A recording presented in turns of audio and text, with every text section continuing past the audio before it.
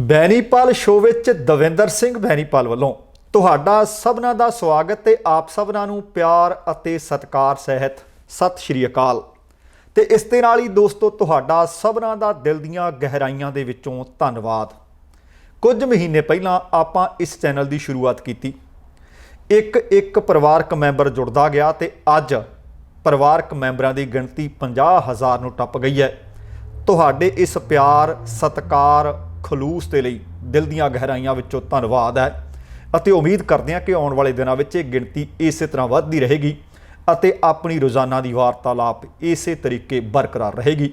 ਇੱਕ ਵਾਰੀ ਫਿਰ ਤੁਹਾਡਾ ਸਭਨਾਂ ਦਾ ਧੰਨਵਾਦ, ਲੱਖ ਲੱਖ ਸ਼ੁਕਰਾਨਾ। ਤੇ ਆਓ ਅੱਜ ਜਿਹੜੀਆਂ ਖਬਰਾਂ ਦੇ ਉੱਤੇ ਗੱਲਬਾਤ ਕਰਨੀ ਹੈ, ਸੰਖੇਪ ਦੇ ਵਿੱਚ ਪਹਿਲਾਂ ਉਹ ਜਾਣਕਾਰੀ ਤੁਹਾਡੇ ਨਾਲ ਸਾਂਝੀ ਕਰਾਂ। 20 ਜਨਵਰੀ ਤੱਕ ਟਰੰਪ ਬਣੇ ਰਹਿਣਗੇ ਅਮਰੀਕਾ ਦੇ ਰਾਸ਼ਟਰਪਤੀ। ਸਾਬਕਾ ਰਾਸ਼ਟਰਪਤੀ ਬੁਸ਼ ਨੇ ਅਮਰੀਕਾ ਦੀ ਚੋਣ ਨੂੰ ਦੱਸਿਆ ਨਿਰਪੱਖ। ਚੀਨ ਨੇ ਜੋ ਬਾਈਡਨ ਨੂੰ ਵਧਾਈ ਦੇਣ ਤੋਂ ਕੀਤਾ ਇਨਕਾਰ। ਕਮਲਾ ਹੈਰਿਸ ਦੇ ਨਾਲ ਉਹਨਾਂ ਦੇ ਪਤੀ ਨੇ ਵੀ ਰਚਿਆ ਇਤਿਹਾਸ। ਫਾਈਜ਼ਰ ਅਤੇ ਜਰਮਨ ਦੀ ਕੰਪਨੀ ਨੇ ਕਰੋਨਾ ਦੀ ਵੈਕਸੀਨ ਕੀਤੀ ਤਿਆਰ। ਕੇਂਦਰ ਨੇ ਕਿਸਾਨ ਆਗੂਆਂ ਨੂੰ ਗੱਲਬਾਤ ਦਾ ਫਿਰ ਤੋਂ ਦਿੱਤਾ ਸੱਦਾ। ਮੌੜ ਮੰਡੀ ਧਮਾਕੇ ਵਿੱਚ ਪੰਜਾਬ ਸਰਕਾਰ ਤੋਂ ਹਾਈ ਕੋਰਟ ਨੇ ਰਿਪੋਰਟ ਕੀਤੀ ਤਲਬ। ਹਾਈ ਕੋਰਟ ਨੇ ਸ਼੍ਰੋਮਣੀ ਗੁਰਦੁਆਰਾ ਪ੍ਰਬੰਧਕ ਕਮੇਟੀ ਨੂੰ ਨੋਟਿਸ ਕੀਤਾ ਜਾਰੀ। ਦੋਸਤੋ, ਇਹ ਕੁਝ ਖਬਰਾਂ ਨੇ ਜਿਨ੍ਹਾਂ ਦੇ ਉੱਤੇ ਹੁਣ ਵਿਸਥਾਰ ਨਾਲ ਆਪਾਂ ਗੱਲਬਾਤ ਕਰਨੀ ਹੈ। ਪਰ ਜੇਕਰ ਹਾਲੇ ਤੱਕ ਤੁਸੀਂ ਸਾਡੇ ਇਸ ਚੈਨਲ ਨੂੰ ਸਬਸਕ੍ਰਾਈਬ ਨਹੀਂ ਕੀਤਾ, ਬੇਨਤੀ ਹੈ ਕਿ ਚੈਨਲ ਨੂੰ ਸਬਸਕ੍ਰਾਈਬ ਕਰਕੇ ਨੋਟੀਫਿਕੇਸ਼ਨ ਵਾਲੀ ਘੰਟੀ ਜ਼ਰੂਰ ਔਨ ਕਰ ਲਿਓ ਤਾਂ ਕਿ ਆਪਣੀ ਰੋਜ਼ਾਨਾ ਦੀ ਇਹ ਗੱਲਬਾਤ ਬਰਕਰਾਰ ਰਹੇ ਅਤੇ ਤੁਹਾਨੂੰ ਅਪਡੇਟਸ ਮਿਲਦੀਆਂ ਰਹਿਣ। ਦੋਸਤੋ, ਹੁਣ ਜੋ ਬਾਈਡਨ ਅਮਰੀਕਾ ਦੇ ਵਿੱਚ ਰਾਸ਼ਟਰਪਤੀ ਚੁਣ ਲਏ ਗਏ ਨੇ, ਭਾਵ ਉਹ ਨਵੇਂ ਰਾਸ਼ਟਰਪਤੀ ਅਮਰੀਕਾ ਦੇ ਬਣਨ ਜਾ ਰਹੇ ਨੇ। ਪਰ ਦੂਸਰੇ ਪਾਸੇ ਡੋਨਲਡ ਟਰੰਪ ਜਿਹੜੇ ਮੌਜੂਦਾ ਰਾਸ਼ਟਰਪਤੀ ਨੇ, ਕੀ ਉਹ ਵਾਈਟ ਹਾਊਸ ਨੂੰ ਅਲਵਿਦਾ ਕਹਿਣਗੇ? ਇਹ ਹਾਲੇ ਤੱਕ ਬਹੁਤ ਗੁੰਝਲਦਾਰ ਜੀ ਸਥਿਤੀ ਬਣੀ ਹੋਈ ਹੈ। ਹੁਣ ਚੋਣਾਂ ਦੇ ਨਤੀਜੇ ਭਾਵੇਂ ਸਪਸ਼ਟ ਹੋ ਗਏ ਹੈ ਤਾਂ ਵੀ 20 ਜਨਵਰੀ ਤੱਕ ਬਾਈਡਨ ਚੁਣੇ ਹੋਏ ਰਾਸ਼ਟਰਪਤੀ ਦੇ ਤੌਰ ਤੇ ਅਤੇ ਦੂਸਰੇ ਪਾਸੇ ਡੋਨਲਡ ਟਰੰਪ ਰਾਸ਼ਟਰਪਤੀ ਦੇ ਤੌਰ ਤੇ ਆਪਣੀਆਂ ਸੇਵਾਵਾਂ ਜਾਰੀ ਰੱਖਣਗੇ। ਇਸ ਦਾ ਭਾਵ ਹੀ ਹੋਇਆ ਕਿ ਲਗਭਗ ਹਾਲੇ 2.5 ਮਹੀਨੇ ਅਮਰੀਕਾ ਦੇ ਰਾਸ਼ਟਰਪਤੀ ਟਰੰਪ ਰਹਿਣਗੇ ਜਾਂ ਰਾਸ਼ਟਰਪਤੀ ਉਹੀ ਕਹਾਉਂਦੇ ਰਹਿਣਗੇ। ਭਾਵੇਂ ਉਹ ਚੋਣ ਹਾਰ ਚੁੱਕੇ ਨੇ, ਤਕਨੀਕੀ ਤੌਰ ਤੇ ਚੋਣ ਹਾਰਨ ਤੋਂ ਬਾਅਦ ਵੀ ਚੋਣ ਹਾਰਨ ਵਾਲੇ ਰਾਸ਼ਟਰਪਤੀ ਨੂੰ ਸੱਤਾ ਸੌਂਪਣ ਦੇ ਵਾਸਤੇ ਸਮਾਂ ਮਿਲਦਾ ਤੇ ਇਸ ਨੂੰ ਟ੍ਰਾਂਜੀਸ਼ਨ ਟਾਈਮ ਕਿਹਾ ਜਾਂਦਾ ਹੈ, ਜਿਸ ਵਿੱਚ ਸੱਤਾ ਟ੍ਰਾਂਸਫਰ ਕੀਤੀ ਜਾਂਦੀ ਹੈ। ਨਵੇਂ ਜਾਂ ਅਗਲੇ ਰਾਸ਼ਟਰਪਤੀ ਲਈ ਸੱਤਾ ਸੌਂਪਣ ਦੇ ਟ੍ਰਾਂਜੀਸ਼ਨ ਦੀ ਮਿਆਦ ਆਮ ਤੌਰ ਤੇ 78 ਦਿਨਾਂ ਦੀ ਤੈਅ ਹੁੰਦੀ ਹੈ, ਭਾਵ 11 ਹਫ਼ਤੇ ਤੋਂ 1 ਦਿਨ ਜ਼ਿਆਦਾ। ਸ਼ਾਇਦ ਤੁਹਾਨੂੰ ਯਾਦ ਹੋਵੇ ਕਿ ਸਾਲ 2000 ਵਿੱਚ ਜਾਰਜ ਡਬਲਿਊ ਬੁਸ਼ ਅਤੇ ਅਲ ਗੋਰ ਦਰਮਿਆਨ ਜਦੋਂ ਚੋਣਾਂ ਦੇ ਨਤੀਜੇ ਅਦਾਲਤ ਵਿੱਚ ਤੈਅ ਹੋਣ ਲਈ ਚਲੇ ਗਏ ਸਨ, ਉਦੋਂ ਇਹ ਟ੍ਰਾਂਜੀਸ਼ਨ ਮਿਆਦ ਲਈ 5 ਹਫ਼ਤਿਆਂ ਦਾ ਸਮਾਂ ਅਦਾਲਤੀ ਕਾਰਵਾਈ ਵਿੱਚ ਲੰਘਿਆ ਸੀ। ਹੁਣ ਵੇਖਦੇ ਹਾਂ ਕਿ ਦੂਸਰੇ ਪਾਸੇ ਰਾਸ਼ਟਰਪਤੀ ਟਰੰਪ ਨੇ ਹਾਲੇ ਤੱਕ ਇਹ ਚੋਣ ਸਵੀਕਾਰੀ ਨਹੀਂ, ਕਿਉਂਕਿ ਉਹ ਲਗਾਤਾਰ ਫੈਸਲੇ ਲੈ ਰਹੇ ਨੇ। ਤੇ ਅੱਜ ਹੁਣ ਤੋਂ ਕੁਝ ਸਮਾਂ ਪਹਿਲਾਂ ਇੱਕ ਉਹਨਾਂ ਨੇ ਟਵੀਟ ਕੀਤਾ।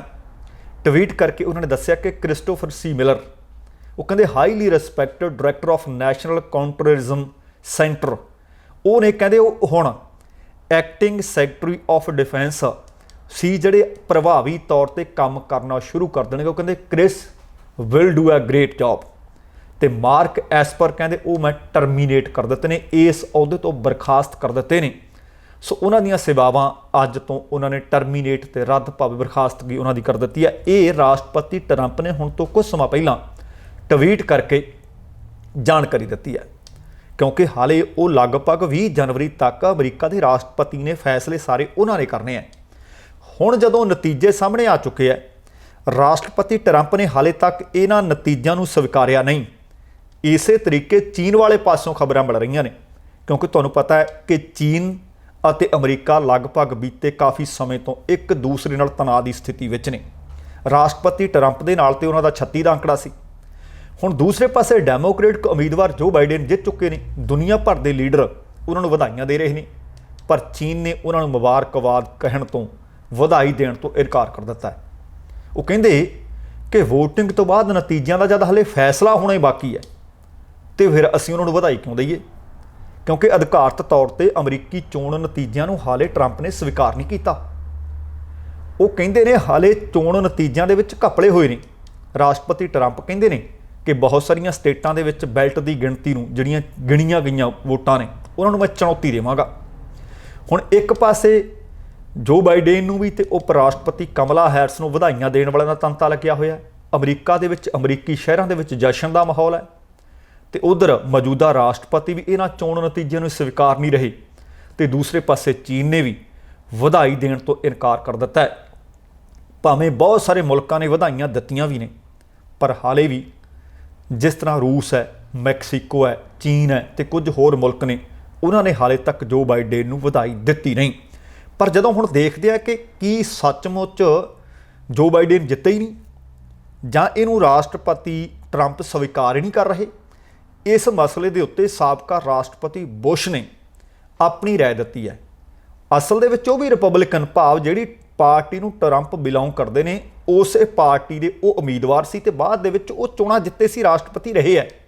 हुण वो अमरीका के साबका राष्ट्रपति ने जॉर्ज डबल्यू बुश यूनीयर छोटे, वो कहिंदे अमरीका इस गल ते जां अमरीकी लोग इस गल ते भरोसा कर सकते हैं कि राष्ट्रपति अहुदे लई होई चोण निरपक्ष सी। उन्होंने यह भी कहा कि चोणां दी अखंडता बरकरार रखी जाएगी और इसका नतीजा पूरी तरह स्पष्ट है। वो कहते किसी को इहदे ते चिंता नहीं होनी चाहिए। बुश ने उहदा छड्ड रहे राष्ट्रपति ट्रंप वालों चोण नूं कानूनी आधार पर चुनौती देने नूं भी सही ठहराया। वो कहते उन्होंने कोले हक है, वो चुनौती दे सकते हैं। पर बुश ने चुने राष्ट्रपति जो बाइडेन दे नाल जानकारी के अनुसार फोन पर गलबात की है। चोण दे विच जित पिछों राष्ट्र के नाम अपने संबोधन दे विच जिहड़ी गल जो बाइडेन ने आखी सी उस संदेश के वास्ते बुश ने उन्होंने धन्यवाद किया है। साबका राष्ट्रपति ने कहा कि यह गल ठीक है कि उन्होंने ते बाइडन के विचकार सियासी मतभेद जरूर ने। वो डेमोक्रेटिक पार्टी के उम्मीदवार चोण जिते ने, तो मैं रिपबलिकन विचारधारा रखदा, पर चुने हुए राष्ट्रपति एक चंगे इंसान ने। बुश कहंदे वो अमरीका नूं एकजुट करनगे। बुश ने यह भी कहा कि बाइडेन ने उन्होंने विश्वास दिवाया कि भावें वो डेमोक्रेटिक पार्टी के उम्मीदवार वजों चोण लड़े सी, पर हुण वो सारे अमरीकियों वास्ते काम करनगे। बुश ने चुनी हुई उप राष्ट्रपति कमला हैरिस अते ट्रंप अते उन्होंने समर्थकों को भी बधाई दी है। बुश ने कहा है कि इस चोण दे विच वड्डी गिणती विच साडे अमरीकी नागरिकों ने वोटां विच हिस्सा लिया, जो ना केवल अमरीकी लोकतंत्र लई शुभ संकेत है, सगों ये दुनिया नूं उसकी ताकत भी दिखा रहा है। इस दे नाल कदे कोई फर्क नहीं पैंदा कि तुसीं किहनूं वोट पाई सी, तुहाडा वोट किहदे हक विच गिणिया गया जां नहीं। अमरीका दे लोग इस गल ते भरोसा कर सकते हैं कि यह चोण निरपक्ष सी, इसकी अखंडता बरकरार रखी जाएगी अते नतीजा स्पष्ट है। हुण जदों बुश वर्गे कदवार लीडर रिपबलिकन पार्टी दे वो इन्हां चोण नतीजों निरपक्ष भी दस रहे हैं, बाइडेन नूं मुबारक भी दे रहे हैं, ते नाल वो ये भी आख रहे हैं कि जिहड़ा नेशन नूं संबोधन करदिआं बाइडेन ने आख्या कि मैं नेशन नूं तोड़ांगा नहीं, समाज नूं तोड़ांगा नहीं, समाज नूं जोड़ांगा ते मैं सारिਆਂ वास्ते मिल के काम करांगा। ਇਹਦੇ वास्ते बुश ने उन्हों का धन्यवाद किया। तो दूसरे पासों खबर ये भी मिल रही है ट्रंप के खेमे चों, कहते मैं ये जिहड़ियां चोणां दे विच हेराफेरी हुई है इनू लैके भाई मैं तो रैलियां करूँगा। भावें इस वक्त राष्ट्रपति ट्रंप ते सत्ता तब्दीली का दबाव वध रहा है, इस दबाव के विचकार राष्ट्रपति ट्रंप चोण दे विच हेराफेरी खिलाफ कई रैलियां करने की योजना बना रहे हैं। ट्रंप कंपेन के बुलारे ने इस गल की खुद पुष्टि की है। हालांकि उन्होंने ये नहीं दस्या कि इन्हां रैलियां की ट्रंप कदों और कित्थों शुरुआत करनगे, क्योंकि कई स्टेटां दे विच दोबारा वोटां की गिणती का दबाव पाउण लई ट्रंप ने टीमां का ऐलान भी कर दिता है, क्योंकि उन्होंने अदालत का दरवाजा भी खड़काया। आने वाले दिनों में रैलियां भी करनगे। हाले तक राष्ट्रपति ट्रंप ने हार स्वीकारी नहीं। सो एक गल तो है कि इत्थों ये गल सिद्ध होती है कि दुनिया नूं चंगियां नीतियां का पाठ पढ़ाउण वाला मुल्क अमरीका आप किते ना किते उहदा चुनिया होया राष्ट्रपति जिहड़ा इस वक्त भी राष्ट्रपति है, जिहड़ा चोण हार चुके है, वो लोकतंत्र विच खुद विश्वास नहीं कर रहा। ये लोक फतवा है। जे लोगों ने बाइडेन के हक विच फतवा दिता तो उन्होंने स्वीकार करना चाहिए। पिछली बारी उन्होंने ट्रंप के हक विच फतवा दिता सी, ट्रंप ने स्वीकारिया सी। उन्हां दी विरोधी चोण लड़ रही हिलेरी क्लिंटन ने भी उस फैसले को स्वीकारिया सी। सो कहण दा भाव लोक फतवे का सत्कार करना बड़ा लाजमी है।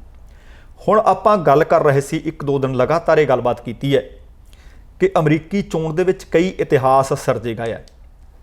ਉਪ ਰਾਸ਼ਟਰਪਤੀ ਅਹੁਦੇ ਲਈ ਕਮਲਾ ਹੈਰਿਸ ਦੀ ਇਤਿਹਾਸਕ ਚੋਣ ਇਤਿਹਾਸਕ ਜਿੱਤ ਦੇ ਨਾਲ ਉਹਨਾਂ ਦੇ ਪਤੀ ਡਗਲਸ ਇਫੋਮ ਨੇ ਵੀ ਇਤਿਹਾਸ ਰਚਿਆ। ਅਸਲ ਦੇ ਵਿੱਚ ਆਮ ਤੌਰ ਤੇ ਜਿਹੜਾ ਰਾਸ਼ਟਰਪਤੀ ਚੁਣਿਆ ਜਾਂਦਾ ਉਹਦੀ ਘਰਵਾਲੀ ਨੂੰ ਫਸਟ ਲੇਡੀ ਕਿਹਾ ਜਾਂਦਾ, ਜਿਹੜਾ ਉਪ ਰਾਸ਼ਟਰਪਤੀ ਹੁੰਦਾ ਉਹਦੀ ਘਰਵਾਲੀ ਨੂੰ ਸੈਕੰਡ ਲੇਡੀ ਕਿਹਾ ਜਾਂਦਾ। ਹੁਣ ਅੱਜ ਤੱਕ ਅਮਰੀਕੀ ਇਤਿਹਾਸ ਦੇ ਵਿੱਚ ਕੋਈ ਔਰਤ ਰਾਸ਼ਟਰਪਤੀ ਬਣੀ ਨਹੀਂ, ਉਪ ਰਾਸ਼ਟਰਪਤੀ ਬਣੀ ਨਹੀਂ, ਪਰ ਹੁਣ ਪਹਿਲੀ ਵਾਰੀ ਹੋਇਆ, ਉਹਨਾਂ ਨੇ ਇਤਿਹਾਸ ਸਿਰਜਿਆ। ਫਿਰ ਹੁਣ ਕਮਲਾ ਹੈਰਿਸ ਦੇ ਪਤੀ ਦੂਸਰੇ ਜੈਂਟਲਮੈਨ ਸੈਕੰਡ ਜੈਂਟਲਮੈਨ ਬਣਨਗੇ। ਉਹ ਅਮਰੀਕਾ ਦੀ ਪਹਿਲੀ ਉਪ ਰਾਸ਼ਟਰਪਤੀ ਦੇ ਪਤੀ ਨੇ। ਅਮਰੀਕਾ ਦੇ ਰਾਸ਼ਟਰਪਤੀ ਜਿਸ ਤਰ੍ਹਾਂ ਮੈਂ ਦੱਸ ਰਿਹਾ ਕਿ ਫਸਟ ਲੇਡੀ ਇਹਦੇ ਨਾਲ ਸੰਬੋਧਨ ਕੀਤਾ ਜਾ ਰਿਹਾ ਹੈ, ਉਪ ਰਾਸ਼ਟਰਪਤੀ ਘਰ ਵਾਲੀ ਨੂੰ ਸੈਕੰਡ ਲੇਡੀ ਕਿਹਾ ਜਾਂਦਾ ਹੈ। ਪਰ ਜਦੋਂ ਹੁਣ ਪਹਿਲਾਂ ਕਦੇ ਇਸ ਤਰ੍ਹਾਂ ਦੀ ਸਥਿਤੀ ਬਣੀ ਨਹੀਂ ਕਿ ਕਦੇ ਰਾਸ਼ਟਰਪਤੀ ਜਾਂ ਉਪ ਰਾਸ਼ਟਰਪਤੀ ਬੀਬੀ ਬਣੀ ਹੋਈ ਨਹੀਂ, ਇਸ ਲਈ ਰਸਮੀ ਟਾਈਟਲ ਸੈਕੰਡ ਜੈਂਟਲਮੈਨ ਜਾਂ ਸੈਕੰਡ ਹਸਬੈਂਡ ਚੁਣੇ ਨਹੀਂ ਗਏ ਤੇ ਕਦੇ ਕਿਹਾ ਵੀ ਨਹੀਂ ਗਿਆ। ਹੁਣ ਹੈਰਿਸ ਦੇ ਚੁਣੇ ਜਾਣ ਤੋਂ ਬਾਅਦ ਇਹ ਰਿਕਾਰਡ ਆਪਣੇ ਆਪ ਦੇ ਵਿੱਚ ਬਣਿਆ ਕਿ ਪਹਿਲੀ ਬੀਬੀ, ਪਹਿਲੀ ਗੈਰ ਗੋਰੀ ਬੀਬੀ ਭਾਰਤੀ ਮੂਲ ਦੀ, ਉਹ ਪ੍ਰਵਾਸੀ ਦੀ ਬੇਟੀ ਉਪ ਰਾਸ਼ਟਰਪਤੀ ਅਹੁਦੇ ਦੀ ਜਦੋਂ ਸਹੁੰ ਚੁੱਕਣਗੇ ਤਾਂ ਉਹਨਾਂ ਦੇ ਪਤੀ ਵੀ ਉਹਨਾਂ ਦੇ ਨਾਲ ਪਹਿਲੀ ਵਾਰ ਇਤਿਹਾਸ ਰਚਣਗੇ। ਹੈਰਿਸ ਦਾ ਵਿਆਹ ਇੱਕ ਵਕੀਲ ਨੇ, ਏਮਹੌਫ 56 ਕੁ ਵਰ੍ਹਿਆਂ ਦੇ ਨੇ, ਉਹਨਾਂ ਦੇ ਨਾਲ ਹੋਇਆ ਜਿਨ੍ਹਾਂ ਨੇ ਚੋਣ ਮੁਹਿੰਮ ਦੌਰਾਨ ਹੈਰਿਸ ਦਾ ਕਾਫੀ ਸਾਥ ਦਿੱਤਾ। ਤੇ ਇਹ ਏਮਹੌਫ ਬੀਤੇ ਸ਼ਨੀਵਾਰ ਨੂੰ ਹੈਰਿਸ ਦੇ ਨਾਲ ਉਹਨਾਂ ਨੇ ਇੱਕ ਫੋਟੋ ਲਗਾਈ ਤੇ ਇੱਕ ਟਵੀਟ ਕੀਤਾ। ਟਵੀਟ ਦੇ ਵਿੱਚ ਲਿਖਿਆ ਉਹਨਾਂ ਨੇ, ਤੁਹਾਡੇ ਤੇ ਬਹੁਤ ਮਾਣ ਹੈ। ਤੇ ਬਹੁਤ ਸਾਰੀਆਂ ਵੱਡੀਆਂ ਮੀਡੀਆ ਰਿਪੋਰਟਸ ਤੋਂ ਇਹ ਗੱਲ ਵੀ ਸਾਹਮਣੇ ਆਈ ਹੈ ਕਿ ਇਹ ਵਕੀਲ ਜਿਹੜੇ ਕਮਲਾ ਹੈਰਿਸ ਦੇ ਪਤੀ ਨੇ ਹਮੇਸ਼ਾ ਸੁਰਖੀਆਂ ਤੋਂ ਦੂਰ ਰਹਿੰਦੇ ਹੈ। ਕਿਸੇ ਹੈਰਿਸ ਦੇ ਨਾਲ ਪ੍ਰੋਗਰਾਮ ਦੇ ਵਿੱਚ ਜਾਣ ਜਾਂ ਤਾਂ ਉਹ ਪਰਦੇ ਦੇ ਪਿੱਛੇ ਖੜ੍ਹਦੇ ਹੈ ਜਾਂ ਫਿਰ ਕਿਸੇ ਕੋਨੇ ਵਿੱਚ ਆਮ ਭੀੜ ਦਾ ਉਹ ਹਿੱਸਾ ਹੁੰਦੇ ਨੇ। ਪਰ ਹੁਣ ਏਮਹੌਫ ਪਿਛਲੇ ਵਰ੍ਹੇ ਸੁਰਖੀਆਂ 'ਚ ਆਏ ਸੀ ਜਦੋਂ ਇੱਕ ਪ੍ਰਦਰਸ਼ਨਕਾਰੀ ਨੇ ਹੈਰਿਸ ਦੀ ਸਟੇਜ 'ਤੇ ਚੜ੍ਹ ਕੇ ਉਹਨਾਂ ਦਾ ਮਾਈਕਰੋਫੋਨ ਛੋਹਣ ਦੀ ਕੋਸ਼ਿਸ਼ ਕੀਤੀ ਤੇ ਉਹਨਾਂ ਕੋਲੋਂ ਖੋਹਣ ਦੀ ਕੋਸ਼ਿਸ਼ ਕੀਤੀ ਸੀ। ਉਸ ਵਕਤ ਹੈਰਿਸ ਦੇ ਬਚਾਅ ਦੇ ਵਿੱਚ ਉਹ ਦੌੜ ਕੇ ਸਟੇਜ 'ਤੇ ਜਾ ਚੜ੍ਹੇ ਸਨ। ਆਮ ਤੌਰ 'ਤੇ ਉਹ ਪਰਦੇ ਦੇ ਪਿੱਛੇ ਜਾਂ ਭੀੜ ਦਾ ਇੱਕ ਹਿੱਸਾ ਬਣੇ ਰਹਿੰਦੇ ਨੇ, ਪਰ ਕਮਲਾ ਦੇ ਨਾਲ ਉਹਨਾਂ ਨੇ ਵੀ ਇਤਿਹਾਸ ਦਰਜ ਦਿੱਤਾ ਕਿਉਂਕਿ ਹੁਣ ਉਹ ਸੈਕੰਡ ਜੈਂਟਲਮੈਨ ਅਮਰੀਕਾ ਦੇ ਵਿੱਚ ਕਹਾਉਣਗੇ। ਸੋ ਅਗਲੀ ਗੱਲਬਾਤ ਕਿਸਾਨ ਸੰਘਰਸ਼ ਦੀ ਗੱਲਬਾਤ ਹੈ। ਲਗਭਗ 1.5 ਮਹੀਨੇ ਤੋਂ ਜ਼ਿਆਦਾ ਦਾ ਸਮਾਂ ਹੋ ਗਿਆ ਕਿਸਾਨ ਆਗੂ ਅਤੇ ਕਿਸਾਨ ਜਥੇਬੰਦੀਆਂ ਤੇ ਆਮ ਕਿਸਾਨ ਬੀਬੀਆਂ, ਬੱਚੇ, ਨੌਜਵਾਨ ਸੜਕਾਂ ਘੇਰੀ ਬੈਠੇ ਹੈ। 2 ਵਾਰ ਸੱਦੇ ਮਿਲੇ, ਇੱਕ ਸੱਦਾ ਨਾ ਪ੍ਰਵਾਨ ਕੀਤਾ, ਦੂਸਰੇ ਸੱਦੇ ਦੇ ਵਿੱਚ ਕਿਸਾਨ ਜਥੇਬੰਦੀਆਂ ਦੇ ਆਗੂ ਜਲੀਲ ਹੋ ਕੇ ਮੁੜੇ ਸੀ। ਉਹਦੇ ਤੋਂ ਬਾਅਦ ਲੱਗਦਾ ਸੀ ਕਿ ਕੇਂਦਰ ਸਰਕਾਰ ਕੁੰਭਕਰਨੀ ਨੀਂਦ ਪਈ ਹੈ, ਸ਼ਾਇਦ ਉਹਨੂੰ ਮਹਿਸੂਸ ਹੀ ਨਹੀਂ ਹੋ ਰਿਹਾ ਕਿ ਅੰਨਦਾਤਾ ਸੜਕਾਂ 'ਤੇ ਹੈ, ਇਹਨਾਂ ਦੀ ਗੱਲਬਾਤ ਸੁਣਨੀ ਬਹੁਤ ਜ਼ਰੂਰੀ ਹੈ। ਪਰ ਹੁਣ ਪਤਾ ਲੱਗ ਰਿਹਾ ਹੈ ਕਿ ਇਹਨਾਂ ਕਾਲੇ ਕਾਨੂੰਨਾਂ ਦੇ ਖਿਲਾਫ ਸੰਘਰਸ਼ ਦੇ ਰਾਹ ਪਏ ਕਿਸਾਨਾਂ ਨੂੰ ਲਗਭਗ ਫਿਰ 1 ਮਹੀਨੇ ਤੋਂ ਬਾਅਦ ਮੁੜ ਗੱਲਬਾਤ ਦਾ ਸੱਦਾ ਦਿੱਤਾ ਹੈ। ਰੱਖਿਆ ਮੰਤਰੀ ਰਾਜਨਾਥ ਸਿੰਘ, ਖੇਤੀਬਾੜੀ ਮੰਤਰੀ ਨਰਿੰਦਰ ਤੋਮਰ ਕਿਸਾਨ ਆਗੂਆਂ ਦੇ ਨਾਲ 13 ਨਵੰਬਰ ਨੂੰ ਮੀਟਿੰਗ ਤੈਅ ਕਰ ਰਹੇ ਨੇ। ਪਰ ਹੁਣ ਤੱਕ ਇਹ ਨਹੀਂ ਪਤਾ ਲੱਗ ਸਕਿਆ ਕਿ ਰੇਲਵੇ ਮੰਤਰੀ ਪਿਊਸ਼ ਗੋਇਲ ਇਸ ਮੀਟਿੰਗ ਵਿੱਚ ਉਹ ਵੀ ਸ਼ਾਮਲ ਹੋਣਗੇ ਜਾਂ ਨਾ ਹੋਣਗੇ, ਕਿ ਉਹਨਾਂ ਬਾਰੇ ਫੈਸਲਾ ਲਿਆ ਗਿਆ ਜਾਂ ਨਹੀਂ।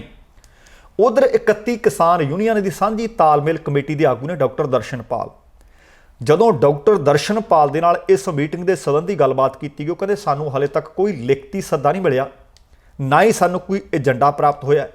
ਉਹਨਾਂ ਕਿਹਾ ਕਿ ਗੱਲਬਾਤ ਲਈ ਸੱਦਾ ਮਿਲਣ ਤੋਂ ਬਾਅਦ ਕਿਸਾਨ ਆਗੂ ਆਪਣੀ ਫਿਰ ਤੋਂ ਮੀਟਿੰਗ ਕਰਨਗੇ। ਡਾਕਟਰ ਦਰਸ਼ਨਪਾਲ ਦਾ ਕਹਿਣਾ ਹੈ ਕਿ ਜੇਕਰ ਸਰਕਾਰ ਗੱਲਬਾਤ ਲਈ ਰਾਜ਼ੀ ਹੈ ਤਾਂ ਤੁਰੰਤ ਰੇਲ ਗੱਡੀਆਂ ਚਾਲੂ ਕੀਤੀਆਂ ਜਾਣ। ਯਾਦ ਰਹੇ ਕਿ ਮੁਲਕ ਦੀਆਂ ਕਿਸਾਨ ਜਥੇਬੰਦੀਆਂ ਨੇ ਕੌਮੀ ਪੱਧਰ 'ਤੇ ਸੰਘਰਸ਼ ਭਖਾਉਣ ਦੇ ਵਾਸਤੇ 26 ਅਤੇ 27 ਨਵੰਬਰ ਨੂੰ ਦਿੱਲੀ ਚਲੋ ਦਾ ਸੱਦਾ ਦਿੱਤਾ ਹੋਇਆ ਹੈ। ਅਹਿਮ ਗੱਲ ਹੈ ਕਿ ਦਿੱਲੀ ਸਰਕਾਰ ਨੇ ਕਿਸਾਨਾਂ ਵੱਲੋਂ 26 ਤੇ 27 ਨਵੰਬਰ ਨੂੰ ਜਨਤਕ ਸਮਾਗਮ ਕਰਨ ਦੀ ਮਨਜ਼ੂਰੀ ਹਾਲੇ ਤੱਕ ਨਹੀਂ ਦਿੱਤੀ ਅਤੇ ਕਿਸਾਨ ਆਗੂਆਂ ਦੀ ਮਨਜ਼ੂਰੀ ਲਈ ਦਿੱਤੀ ਅਰਜ਼ੀ ਰੱਦ ਕਰ ਦਿੱਤੀ ਹੈ। ਸੂਤਰ ਦੱਸਦੇ ਨੇ ਕਿ ਮੰਤਰੀਆਂ ਅਤੇ ਕਿਸਾਨ ਆਗੂਆਂ ਵਿਚਕਾਰ ਮੀਟਿੰਗ ਕਰਵਾਉਣ ਲਈ ਭਾਜਪਾ ਦੇ ਕੁਝ ਆਗੂ ਨੇ ਜਿਹੜੇ ਭੂਮਿਕਾ ਨਿਭਾ ਰਹੇ ਨੇ। ਪੰਜਾਬ ਭਾਜਪਾ ਦੇ ਆਗੂਆਂ ਦੇ ਸੁਰਜੀਤ ਕੁਮਾਰ ਜਿਆਣੀ, ਹਰਜੀਤ ਸਿੰਘ ਗਰੇਵਾਲ ਤੇ ਕੁਝ ਹੋਰਨਾਂ ਨੇ ਬੀਤੇ ਦਿਨੀ ਕੇਂਦਰੀ ਰੱਖਿਆ ਮੰਤਰੀ ਰਾਜਨਾਥ ਸਿੰਘ ਤੇ ਕੁਝ ਹੋਰਨਾਂ ਦੇ ਨਾਲ ਮੁਲਾਕਾਤ ਕੀਤੀ ਸੀ ਅਤੇ ਆਖਿਆ ਸੀ ਕਿ ਇਹ ਕਿਸਾਨ ਮਸਲਾ ਸੁਲਝਾਉਣਾ ਪੈਣਾ ਹੈ। ਯਾਦ ਰਹੇ कि केंद्रीय खेतीबाड़ी मंत्रालय के सैकटरी ने संजय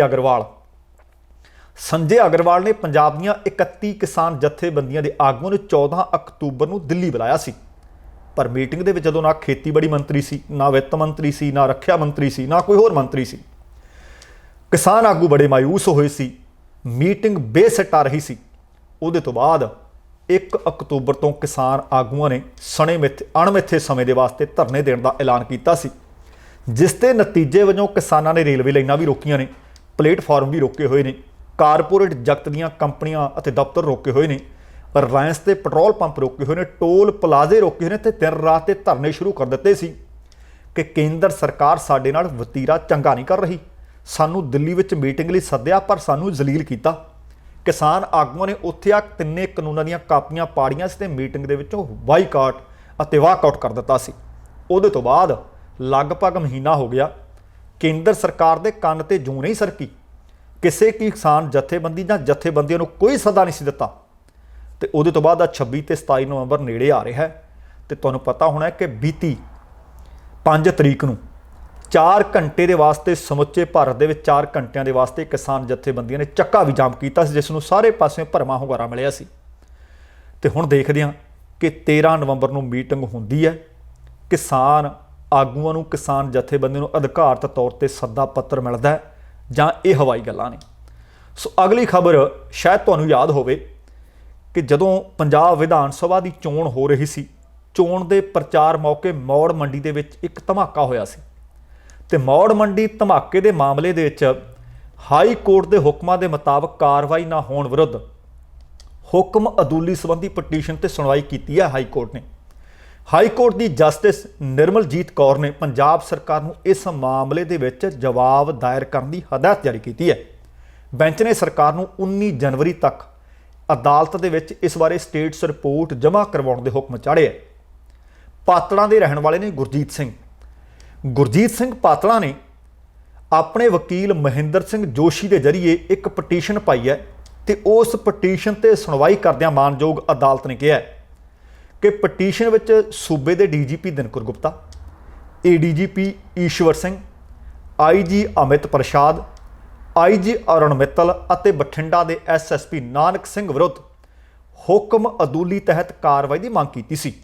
ते पटीशनर का दोष है कि इस मामले की जांच वास्ते एक सिट बनाई गई सी। SIT ने हाई कोर्ट के हुक्मां मुताबक सही जांच की हुई नहीं। साल 2017 दौरान जदों पंजाब विधान सभा दीयां चोणां दा प्रचार किया जा रहा सी, मौड़ मंडी दे विच एक धमाका होया सी, ते उस धमाके संबंधी हाई कोर्ट के हुक्मां दे बावजूद मुख मुलजम नूं गिरफ्तारी नहीं किया गया। मुख मुलजम सन गुरतेज सिंह, अवतार सिंह, अमरीक सिंह, ते पुलिस की गिरफ्तारी तो हाले तक के बाहर ने। वो कहते भी हाले तक पुलिस की गिरफ्त से तिन्ने क्यों नहीं आए। उन्होंने ये भी दस्सिया कि ये सारे व्यक्ति, ये तीनों ही व्यक्ति डेरा सिरसा दे नाल संबंधित ने, ते उधर जेल दे विच बंद है डेरा मुखी गुरमीत राम रहीम। वो कहते जेल दे विच बंद है, घट्टो घट्ट इस मामले दे विच राम रहीम तो पुछ पड़ताल कर ली जाती, उदों तो पुछ पड़ताल नहीं की। कहते सिट ने अदालत दे विच जिहड़ा चलान पेश किया तो वो तो अधूरा है। इस बारे कहा गया कि हाले मुख मुलजम गिरफ्तार नहीं होए, जांच जारी है। पटीशनर मुताबक इस साल सितंबर दौरान अदालत ने SIT नूं 2 हफ्तिਆਂ दौरान मुख मुलजम नूं गिरफ्तार करने के हुक्म दिते सी। वो कहते इन्हां हुक्मां दे बावजूद सिट हाले तक मुख मुलजम नूं गिरफ्तार नहीं कर सकी, लिहाजा संबंधित अफसरां ते कार्रवाई की जानी चाहिए है। ते हुण इस ही बना ते मानयोग हाई कोर्ट ने पंजाब सरकार तो जवाब तलबी की है ते समा दे दिता है कि इस तरीक तक अपनी स्टेटस रिपोर्ट हाई कोर्ट के जमा करवाओ। अगली खबर भी मानयोग हाई कोर्ट के नाल संबंधित है। बीते दिनी तुहाडे नाल खबर साझी की सी कि पंजाब ते हरियाणा हाई कोर्ट दे विच श्रोमणी गुरुद्वारा प्रबंधक कमेटी के कुछ अधिकारियों ने एक पटीशन पाई है, तो उन्होंने कर्मचारियों की पटीशन ते मानयोग अदालत ने सुनवाई करदियां श्रोमणी गुरुद्वारा प्रबंधक कमेटी के सकत्तर समेत श्रोमणी गुरुद्वारा प्रबंधक कमेटी को नोटिस जारी करके जवाब तलब किया। मानयोग अदालत हाई कोर्ट की जस्टिस मंजरी नेहरू कौल ने यह आदेश श्रोमणी गुरुद्वारा प्रबंधक कमेटी वालों बरखास्त 3 कर्मचारियों के वालों दायर की पटीशन के संबंध में किया। जिहड़े बरखास्त किए गए व्यक्ति ने ਉਹਨਾਂ ਦੇ ਵਿੱਚ ਨੇ ਸਹਾਇਕ ਸਕੱਤਰ press and publication Gurbachan Singh, clerk Baj Singh ਤੇ ਹੋਰ ਵਿਅਕਤੀ ਨੇ। ਉਹਨਾਂ ਨੇ ਆਪਣੀ ਬਰਖਾਸਤਗੀ ਦੇ ਆਦੇਸ਼ਾਂ ਨੂੰ ਅਦਾਲਤ ਦੇ ਵਿੱਚ ਚੁਣੌਤੀ ਦਿੱਤੀ ਹੈ। ਪਾਵਨ ਸਰੂਪ ਗਾਇਬ ਜਾਂ ਗੁੰਮ ਹੋਣ ਦੇ ਇੱਕ ਮਾਮਲੇ ਦੇ ਵਿੱਚ ਜਾਂਚ ਹੋਈ ਸੀ ਤੇ ਜਾਂਚ ਤੋਂ ਬਾਅਦ ਕੁਝ ਵਿਅਕਤੀ ਮੁਅੱਤਲ ਤੇ ਕੁਝ ਬਰਖਾਸਤ ਕਰ ਦਿੱਤੇ ਗਏ ਸਨ ਤੇ ਇਹਨਾਂ ਤਿੰਨਾਂ ਵਿਅਕਤੀਆਂ ਨੇ ਆਪਣੀ ਬਰਖਾਸਤਗੀ ਦੇ ਕੀਤੇ ਜਾਣ ਦੇ ਖਿਲਾਫ ਮਾਨਯੋਗ ਅਦਾਲਤ ਦਾ ਦਰਵਾਜ਼ਾ ਖੜਕਾਇਆ ਸੀ। ਪਟੀਸ਼ਨ ਦੇ ਵਿੱਚ ਇਹਨਾਂ ਦੋਸ਼ ਲਾਇਆ ਕਿ ਸ਼੍ਰੋਮਣੀ ਗੁਰਦੁਆਰਾ ਪ੍ਰਬੰਧਕ ਕਮੇਟੀ ਵੱਲੋਂ ਉਹਨਾਂ ਦੀ ਬਰਖਾਸਤਗੀ ਦੇ ਇਹ ਆਦੇਸ਼ ਪੂਰੀ ਤਰ੍ਹਾਂ ਨਿਯਮਾਂ ਦੀ ਉਲੰਘਣਾ ਕਰਕੇ ਜਾਰੀ ਕੀਤੇ ਗਏ ਹੈ। ਤਿੰਨਾਂ ਨੇ ਮਾਮਲੇ ਵਿੱਚ ਖੁਦ ਨੂੰ ਨਿਰਦੋਸ਼ ਦੱਸਿਆ ਤੇ ਦੋਸ਼ ਇਹ ਲਾਇਆ ਸਗੋਂ ਕਿ ਉਹਨਾਂ ਨੂੰ ਇਸ ਮਾਮਲੇ ਦੇ ਵਿੱਚ ਬਲੀ ਦਾ ਬੱਕਰਾ ਬਣਾਇਆ ਗਿਆ ਹੈ। ਇਹ ਸਭ ਕੁਝ ਵੱਡੇ ਅਧਿਕਾਰੀਆਂ ਨੂੰ ਬਚਾਉਣ ਵਾਸਤੇ ਲੋਕਾਂ ਦੀਆਂ ਅੱਖਾਂ ਦੇ ਵਿੱਚ ਮਿੱਟੀ ਪਾਈ ਗਈ ਹੈ। ਉਹ ਕਹਿੰਦੇ ਇਸ ਪੂਰੇ ਮਾਮਲੇ ਦੀ ਜੋ ਜਾਂਚ ਕੀਤੀ ਗਈ ਹੈ ਉਹ ਬਿਲਕੁਲ ਸਹੀ ਨਹੀਂ। ਪਟੀਸ਼ਨ ਕਰਤਾ ਤੇ ਜੋ ਦੋਸ਼ ਲਾਏ ਗਏ ਨੇ ਇਹਨਾਂ ਦੋਸ਼ਾਂ ਬਾਰੇ ਉਹਨਾਂ ਨੂੰ ਕੋਈ ਜਾਣਕਾਰੀ ਨਹੀਂ ਤੇ ਨਾ ਉਹਨਾਂ ਨੂੰ ਜਾਣਕਾਰੀ ਕੋਈ ਪ੍ਰਦਾਨ ਕੀਤੀ ਗਈ, ਨਾ ਹੀ ਉਹਨਾਂ ਨੇ ਆਪਣਾ ਪੱਖ ਰੱਖਿਆ ਤੇ ਨਾ ਹੀ ਉਹਨਾਂ ਨੂੰ ਪੱਖ ਰੱਖਣ ਦਾ ਕੋਈ ਮੌਕਾ ਦਿੱਤਾ ਗਿਆ। ਜਿਨ੍ਹਾਂ ਦਸਤਾਵੇਜ਼ਾਂ ਦੇ ਆਧਾਰ ਤੇ ਦੋਸ਼ ਲਾਏ ਗਏ ਨੇ ਉਹ ਉਹਨਾਂ ਨੂੰ ਵਿਖਾਏ ਤੱਕ ਨਹੀਂ ਗਏ ਕਿ ਆਹ ਦੋਸ਼ ਤੁਹਾਡੇ ਤੇ ਮੜੇ ਗਏ ਨੇ, ਸਾਡੇ ਤੋਂ ਤੱਕ ਪੁੱਛਿਆ ਹੀ ਨਹੀਂ ਗਿਆ। ਜਿਸ ਜਾਂਚ ਰਿਪੋਰਟ ਦੇ ਆਧਾਰ ਤੇ ਉਹਨਾਂ ਨੂੰ ਬਰਖਾਸਤ ਕਰ ਦਿੱਤਾ ਗਿਆ ਉਹ ਰਿਪੋਰਟ ਹੁਣ ਤੱਕ ਜਦੋਂ ਕਹਿੰਦੇ ਅਸੀਂ ਦੇਖੀ ਨਹੀਂ, ਫਿਰ ਸਾਨੂੰ ਬਰਖਾਸਤ ਕਿਵੇਂ ਕਰ ਦਿੱਤਾ ਗਿਆ? ਉਹਨਾਂ ਨੂੰ ਕੋਈ ਨੋਟਿਸ ਨਹੀਂ ਦਿੱਤਾ ਗਿਆ। ਅਜਿਹੇ ਵਿੱਚ ਆਪਣੀ ਬਰਖਾਸਤਗੀ ਦੇ ਆਦੇਸ਼ਾਂ ਨੂੰ ਰੱਦ ਕੀਤੇ ਜਾਣ ਦੀ ਇਹਨਾਂ ਪਟੀਸ਼ਨ ਕਰਤਾਵਾਂ ਨੇ ਹਾਈ ਕੋਰਟ ਦੇ ਕੋਲੋਂ ਮੰਗ ਕੀਤੀ ਸੀ ਤੇ ਹਾਈ ਕੋਰਟ ਨੇ ਸਾਰੀਆਂ ਬਚਾਅ ਧਿਰਾਂ ਨੂੰ 15 ਮਾਰਚ ਤੱਕ ਜਵਾਬ ਦਾਇਰ ਕਰਨ ਦੇ ਨਿਰਦੇਸ਼ ਦਿੰਦੇ ਹੋਏ ਮਾਮਲੇ ਦੀ ਸੁਣਵਾਈ ਅਗਲੀ ਤਰੀਕ ਤੱਕ ਮੁਲਤਵੀ ਕਰ ਦਿੱਤੀ। ਤੇ ਅਗਲੀ ਖਬਰ, ਇਹ ਬਹੁਤ ਵੱਡੀ ਖਬਰ ਹੈ। ਦੁਨੀਆ ਦੇ ਵਿੱਚ ਕੋਵਿਡ-19 ਦਾ ਪ੍ਰਕੋਪ ਲਗਾਤਾਰ ਵੱਧ ਰਿਹਾ ਹੈ। ਯੂਕੇ ਦੇ ਵਿੱਚੋਂ, ਅਮਰੀਕਾ ਦੇ ਵਿੱਚੋਂ, ਸਾਡੇ ਆਪਣੇ ਮੁਲਕ ਕੈਨੇਡਾ ਦੇ ਵਿੱਚੋਂ ਤੇ ਕਈ ਹੋਰਨਾਂ ਥਾਵਾਂ ਤੋਂ ਲਗਾਤਾਰ ਖਬਰਾਂ ਮਿਲ ਰਹੀਆਂ ਨੇ ਕਿ ਕੋਵਿਡ-19 ਦਾ ਪ੍ਰਕੋਪ ਦੁਬਾਰਾ ਵਧਿਆ, ਪ੍ਰਭਾਵ ਦੁਬਾਰਾ ਵਧ ਰਿਹਾ ਹੈ। ਤੇ ਇਹਦੇ ਵਿੱਚ ਹੀ ਆ ਚੰਗੀ ਖਬਰ ਸਾਹਮਣੇ ਆਈ ਹੈ ਕਿ ਅਮਰੀਕਾ ਦੀ ਦਿੱਗਜ ਕੰਪਨੀ ਹੈ, ਦਵਾਈਆਂ ਬਣਾਉਂਦੀ ਹੈ ਕੰਪਨੀ ਫਾਈਜ਼ਰ ਅਤੇ ਜਰਮਨ ਦੀ ਹੈ ਬਾਇਓਟੈਕ। ਇਹਨਾਂ ਨੇ ਦਾਅਵਾ ਕੀਤਾ ਹੈ ਕਿ ਉਹਨਾਂ ਨੇ ਕਰੋਨਾ ਵਾਇਰਸ ਦੀ ਜਾਂ ਕੋਵਿਡ-19 ਦੀ ਦਵਾਈ ਬਣਾ ਲਈ ਹੈ ਅਤੇ ਇਲਾਜ ਦੇ ਵਿੱਚ 90% ਤੋਂ ਜ਼ਿਆਦਾ ਅਸਰਦਾਰ ਹੈ। ਇਹਨਾਂ ਕੰਪਨੀਆਂ ਦਾ ਕਹਿਣਾ ਕਿ ਉਹਨਾਂ ਦੀ ਵੈਕਸੀਨ ਉਹਨਾਂ ਲੋਕਾਂ ਦੇ ਇਲਾਜ ਵਿੱਚ ਸਫਲ ਹੋਈ ਹੈ ਜਿਨ੍ਹਾਂ ਵਿੱਚ ਕੋਵਿਡ ਦੇ ਲੱਛਣ ਪਹਿਲਾਂ ਵਰਗੇ ਦਿਖਾਈ ਦੇ ਰਹੇ ਸੀ।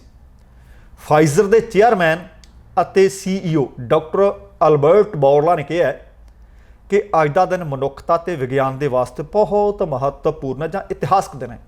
ਉਹ ਕਹਿੰਦੇ ਸਾਡੀ ਕੋਵਿਡ-19 ਵੈਕਸੀਨ ਦੇ ਤੀਸਰੇ ਫੇਜ਼ ਦੇ ਟ੍ਰਾਇਲ ਦੇ ਵਿੱਚ ਸਾਹਮਣੇ ਆਏ ਨਤੀਜਿਆਂ ਦਾ ਪਹਿਲਾ ਸਬੂਤ ਸਾਡੀ ਵੈਕਸੀਨ ਕੋਵਿਡ-19 ਵਾਇਰਸ ਨੂੰ ਰੋਕਣ ਦੀ ਸਮਰੱਥਾ ਨੂੰ ਲੈ ਕੇ ਆਰੰਭਿਕ ਸਬੂਤ ਦਰਸਾ ਰਿਹਾ ਹੈ। ਡਾਕਟਰ ਅਲਬਰਟ ਨੇ ਕਿਹਾ ਕਿ ਵੈਕਸੀਨ ਡਿਵੈਲਪਮੈਂਟ ਪ੍ਰੋਗਰਾਮ ਵਿੱਚ ਸਫਲਤਾ ਅਜਿਹੇ ਸਮੇਂ ਵਿੱਚ ਆਈ ਹੈ ਜਦੋਂ ਪੂਰੀ ਦੁਨੀਆ ਵੈਕਸੀਨ ਵੱਲ ਵੇਖ ਰਹੀ ਹੈ ਤੇ ਉਹਨਾਂ ਨੂੰ ਇਸ ਵਕਤ ਤੁਰੰਤ ਜ਼ਰੂਰਤ ਹੈ ਅਤੇ ਇਨਫੈਕਸ਼ਨ ਦੀ ਦਰ ਨਵੇਂ ਰਿਕਾਰਡ ਇੱਕ ਵਾਰ ਫਿਰ ਤੋਂ ਪੈਦਾ ਕਰ ਰਹੀ ਹੈ। ਉਹਨਾਂ ਇਹ ਵੀ ਕਿਹਾ ਕਿ ਇਨਫੈਕਸ਼ਨ ਦੀ ਸਥਿਤੀ ਅਜਿਹੀ ਹੈ ਕਿ ਹਸਪਤਾਲਾਂ ਦੇ ਵਿੱਚ ਇੱਕ ਵਾਰ ਫਿਰ ਤੋਂ ਸਮਰੱਥਾ ਤੋਂ ਵੱਧ ਮਰੀਜ਼ ਪਹੁੰਚ ਰਹੇ ਨੇ। ਅਰਥਚਾਰਾ ਇਹਦੇ ਕਾਰਨ ਮੰਦੀ ਦੀ ਮਾਰ ਹੇਠ ਆ ਰਿਹਾ ਹੈ। ਹਾਲਾਂਕਿ ਇਸ ਵੈਕਸੀਨ ਦਾ ਤਜਰਬਾ ਤਦ ਤੱਕ ਜਾਰੀ ਰਹੇਗਾ ਜਦ ਤੱਕ 164 ਪੁਸ਼ਟੀ ਕੀਤੇ ਗਏ ਮਾਮਲੇ ਹੱਲ ਨਹੀਂ ਹੋ ਜਾਂਦੇ ਜਿਨ੍ਹਾਂ ਵਿੱਚ ਕੁਝ ਇੱਕ ਮਾੜੇ ਲੱਛਣ ਦਿਖਾਈ ਦਿੱਤੇ ਸੀ। ਪਰ ਕਹਿੰਦੇ ਇਸ ਲਈ ਇਸ ਦੀ ਪ੍ਰਭਾਵਤਾ ਦਰ ਵਿੱਚ ਬਦਲਾਅ ਆਉਣ ਨੂੰ ਹਾਲੇ ਸੰਭਾਵਨਾ ਹੈ ਕਿ ਇਹਨੂੰ ਹੋਰ ਵੀ ਬਿਹਤਰ ਬਣਾਇਆ ਜਾ ਸਕੇਗਾ, ਪਰ ਹੁਣ ਵੀ ਇਹ ਇਨਫੈਕਸ਼ਨ ਨੂੰ ਰੋਕਣ ਵਾਸਤੇ 90% ਅਸਰਦਾਰ ਹੈ। ਸੋ ਉਹ ਕਹਿੰਦੇ ਜਿਹੜੇ ਵੈਕਸੀਨ ਦੇ ਤੀਸਰੇ ਪੜਾਅ ਦੇ ਤਜਰਬੇ 43,000 ਤੋਂ ਜ਼ਿਆਦਾ ਲੋਕਾਂ ਦੇ ਉੱਤੇ ਕੀਤੇ ਗਏ ਨੇ ਤੇ ਲਗਭਗ ਇਹ 90% ਤਜਰਬਾ ਸਫਲ ਸਾਹਮਣੇ ਆਇਆ ਹੈ।